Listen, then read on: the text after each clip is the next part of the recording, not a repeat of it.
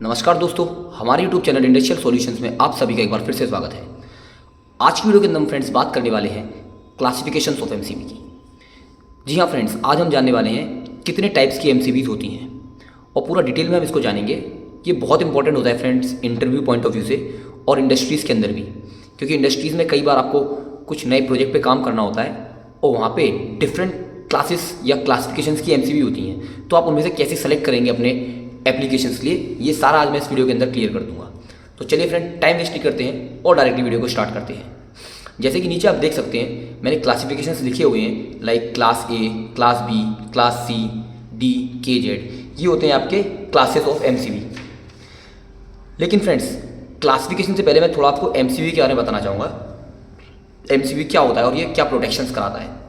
MCB आप सब जानते हैं, मिनिएचर सर्किट ब्रेकर को हम एमसीबी बोलते हैं और ये दो टाइप की प्रोटेक्शंस प्रोवाइड कराता है। एक होता है आपका ओवरलोड, दूसरा होता है आपका शॉर्ट सर्किट। दो प्रोटेक्शंस मिलती हैं हमें एमसीबी से। अगर दो प्रोटेक्शन मिल रही है तो इसका मतलब एमसीबी के अंदर दो तरह के प्रोटेक्टिव कॉन्सेप्ट यूज होंगे। ओवरलोड के लिए यूज होता है आपका थर्मल प्रोटेक्शन, शॉर्ट सर्किट के लिए होता है इलेक्ट्रोमैग्नेटिक।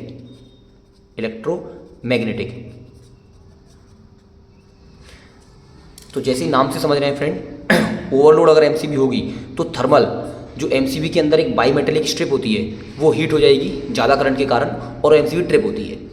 जब शॉर्ट सर्किट का केस आता है ना फ्रेंड्स, तो वो डिफरेंट केस होता है जिसमें मान के चलो दोनों फेज वायर या फिर आपका फेज टू ग्राउंड मिल गया, उस कंडीशन में शॉर्ट सर्किट होता है और वहाँ पे इलेक्ट्रोमैग्नेटिक कॉन्सेप्ट यूज होता है। बिकॉज शॉर्ट सर्किट के केस में जो करंट होता है फ्रेंड, वो 5 एम्पियर, 10 या 200 एम्पियर के फॉर्म में नहीं होता, वो 1000, 10 के, 6 के फॉर्म में आता है। उस केस में इंस्टेंटेनियसली एमसीबी ट्रिप करती है। लेकिन आज जो हम क्लासिफिकेशंस देखने वाले हैं वो देखेंगे ओवरलोड की कंडीशन में। जैसे कि आप देख पा रहे हैं, ये C10 की एमसीबी है, C10। तो 10 आपका प्रेजेंट करेगा एमसीबी करंट और C होगा आपका क्लास, जिसको हम कर्व रेटिंग बोलते हैं, कर्व रेटिंग, या फिर इसे एमसीबी क्लास बोलते हैं। ऐसे ही फ्रेंड क्लासिफिकेशन होता है शॉर्ट सर्किट के लिए भी। उसमें 3 टाइप्स की होती हैं क्लासिफिकेशन, वो किसी और वीडियो में हम डिस्कस करेंगे। आज हम देखने वाले हैं क्लासिफिकेशंस फॉर ओवरलोडेड कंडीशन। तो इसके लिए फ्रेंड हमारे पास ये टोटल 6 टाइप्स के क्लासिफिकेशंस होते हैं। तो क्लासिफिकेशंस के अंदर हमें क्या मिलेगा, एमसीबी कितने एम्पियर पे ट्रिप करेगी, उसकी एम्पियर जहाँ पे वो ट्रिप करेगा, या कितनी देर में ट्रिप करता है, और इसकी एप्लीकेशंस या यूजेस क्या होते हैं। तो अगर ए टाइप की जो एमसीबी होती है फ्रेंड्स, ये ट्रिप करती है 2 to 3 टाइम्स रेटेड करंट। मान के चलो अगर 10 एम्पियर की एमसीबी है ए टाइप, A10, तो जैसे ही उसका करंट 20 से 30 एम्पियर के पास पहुंचेगा, ये ट्रिप कर जाएगी। अगर हम बी टाइप की बात करें फ्रेंड्स, तो ये लेता है 3 से 5 टाइम्स।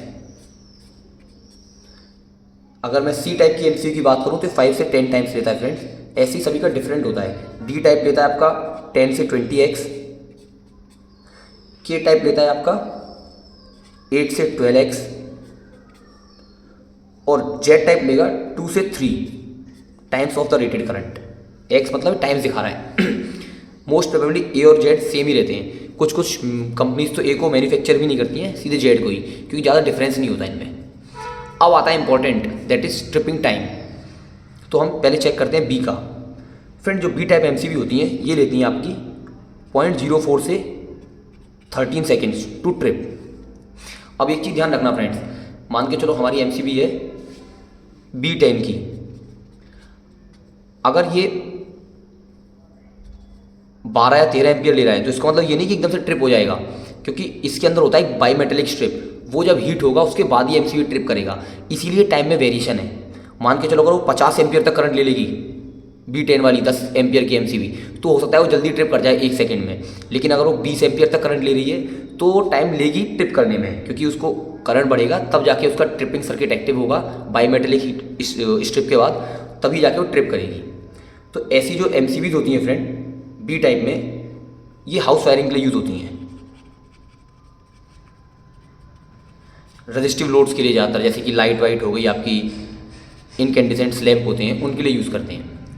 फिर आता है सी टाइप। इसका टाइम होता है फ्रेंड्स 0.04 से 5 सेकेंड। ये थोड़ा जल्दी ट्रिप करती हैं as compare to B type. इनको हम यूज़ करते हैं इंडस्ट्रीज़ में, जहाँ पे आपके इंडक्टिव लोड होते हैं। इंडक्टिव लोड जैसे कि आपका मोटर्स हो गई, ट्रांसफार्मर या फिर फैंस वगैरह हो गए, उन कंडीशन में हम इनको यूज़ करते हैं। फिर आता है D type. D type friend least sensitive होती हैं, least sensitive as compare to all classes. आप करंट भी देख सकते हैं, इसमें 10 से 20 टाइम्स होता है और ये टाइम भी काफ़ी ज़्यादा लेती हैं as compare to other MCBs. 0.4 से 5 सेकेंड इनमें भी होता है, लेकिन टाइम तो बराबर है, लेकिन इसका जो करंट है ट्रिप होने का वो बहुत ज़्यादा होता है। तो इन एमसीबीज को हम यूज़ करते हैं बड़ी बड़ी जो मोटर्स होती हैं इंडस्ट्रीज़ में, बिग मोटर्स, बिकॉज जो बड़ी मोटर होंगी वो स्टार्टिंग करंट ज़्यादा लेती हैं, तो वहाँ पे हम इन एमसीबीज को यूज़ करते हैं। मान के चलो बी टाइप या सी टाइप को मैं अगर यूज़ लगा दूंगा तो स्टार्टिंग में करंट बहुत ज़्यादा जाएगा और तुरंत एमसीबी ट्रिप कर जाएगी। तो उससे बचने के लिए हम क्या यूज़ करते हैं, डी टाइप एमसीबी को, ताकि वो स्टार्ट में करंट ज़्यादा लेने के बाद मोटर नॉर्मल हो जाती है। इसलिए उसका जो स्टार्टिंग करंट ही बहुत ज़्यादा दिया हुआ है हमने डी टाइप में। फिर के टाइप आता है फ्रेंड, ये हाईली सेंसिटिव हैं, 0.1 सेकेंड में ही ट्रिप कर देती हैं। तो ये यूज़ होती हैं टू प्रोटेक्ट इंडक्टिव लोड्स को प्रोटेक्ट करने के लिए। Inductive loads from rush current, inrush current जो होता है, ज़्यादा इनरश करंट आएगा उस कंडीशन में हमें प्रोटेक्शन के लिए के टाइप एमसीबी को यूज़ करते हैं। और एक लास्ट होता है जैसे कि जेड और ए, वो सेम ही है, वो भी 0.1 सेकेंड से कम या फिर 0.1 सेकेंड में ही ट्रिप होती हैं। तो ये भी हाईली सेंसिटिव है, ये हो गई के टाइप, हो गई ए टाइप, ये मोर सेंसिटिव है। डी टाइप बिल्कुल लेस सेंसिटिव, लीस्ट, करंट की रेटिंग भी बहुत ज़्यादा दी हुई है। और जो जेड टाइप का हम यूज़ करते हैं फ्रेंड सेमीकंडक्टर्स में, use in semi CONDUC conductors के केस में। हाँ, तो ये पूरा क्लासिफिकेशन था फ्रेंड।